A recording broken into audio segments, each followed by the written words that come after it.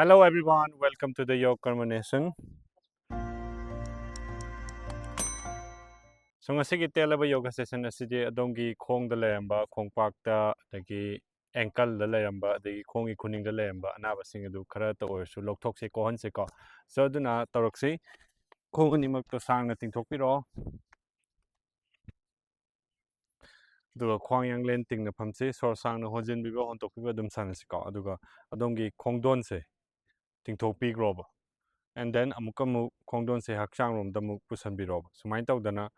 tar tarok ko amuk tingthokpa amuk hakchang rom da pusalakpa 1 2 3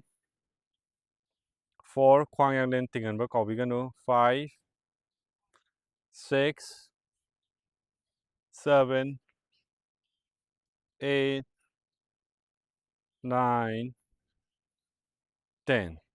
okay mathangi sina domna tabna oi khong tu su konjam biro ye ki khong tu su konjala se aduga yogic stretch ko yogic squat sumaina phamak se khud animak tu adongi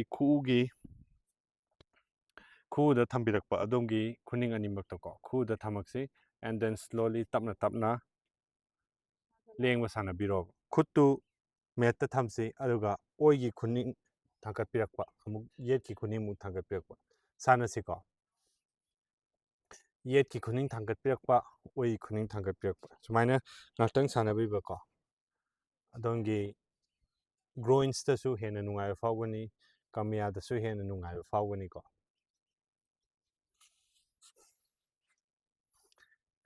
okay sima laire aduga mathangi sina kuina khongani maktu konjalaga sumaina phamaksi sumaina phambi matamda adongi huji khongse pura tingthui ko so hena ankle da hena stretch found ge high tardi adongi khong du konjan biro adudi ankle da hena pressure la ani ko sida ngaktang mu lebi ba sor honjin ba hon tokpi ba dum sana bi ba ko sor honjin ba hon tokpi ba dum sor sang na honjin bi ba adongi puk tu yam khain thok pa adu sor sang na hon tokpi ba adongi puk tu yam khai sisan ba khwang yang len tingan bi ba sanga tang lebi ba ko and then muka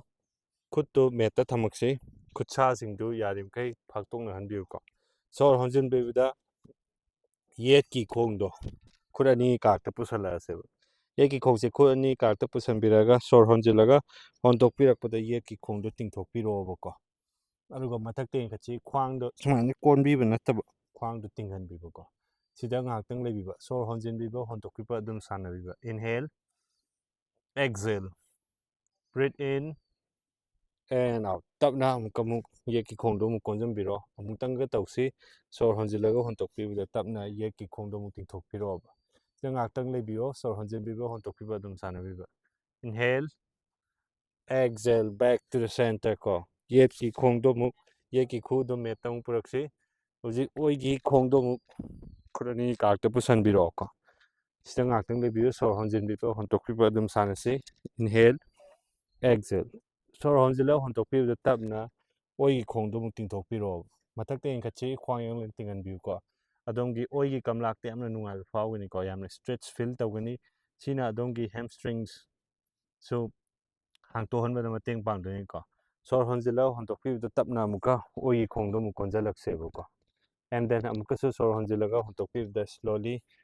oi gi khong do mu ting thok pi ro breathe in breathe out inhale exhale tapna mu konjan birakpa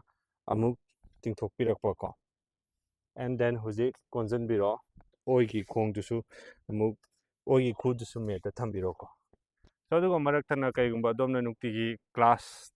yawning aba ko kai gumba domna nukti gi sajil si tongning aba nongmana amuk koi gi hakchang pull up ki tawni nongmana amuk koi puk ki tawni nongmana amuk khwang gi tawni nongmana khong gi tawni nongmana amuk khu gi tawni khut ki tawni nongmana amuk sor hon ba ngak ta muk sanani ko sumai tawduna siamna systematic naina adomna nukti gi sajil tawning adi ai nukti gi online class tawi ko slot ani legani slot ama slot ahan bagi slot si pung manga dai hora pung tok ta loi aduga ani subai slot sina pung tarem khai de hora ni pam khai da loi ko so อันนี้สิมนุษย์amada hekta yawba yagani ko yawnabaki link ai description makhada pijaramge ai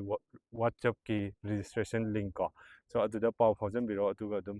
hayengdagi hojiktagi adum sajel si yawba hoba yare ko so aduga last oina sajel amtanga hapamsi aduna swaina laksi ko table top ta lakpiro sor honjilaga hip to thangkalaksi ko hip to thangkatpire khong do tingna thamsi ye ki khong mu konbiro oi ki khong mu konbiro ye ki khong konba oi ki khong mu konba adum sanabibu ko adum ki kamlakti yamna relax phawgani aduga tapna ye ki khong do konjanbiro ye ki khu do khuni kakta thambiro tang leibiyo sor honjinbibo hondokbiba adum sanara and then hujik tapna mu ye ki khong do thangkatpiro yet ki khong do metam thamsi amuk yet ki khong mu konbiba oi ki khong mu konbiba mu sanasi hujik mu oi ki khong do konbiro oi ki khu do khurani kakta mu thamase sor honjinbiba hondokbiba adum sanabiyo and then tapna mu oi ki khong do pubiro and then hujik khongai chalaga phamase khongai chalaga phamaga khut animak tu khu gi mathakta thamsi sor sangna honjinbiba hondokbiba sanabiro inhale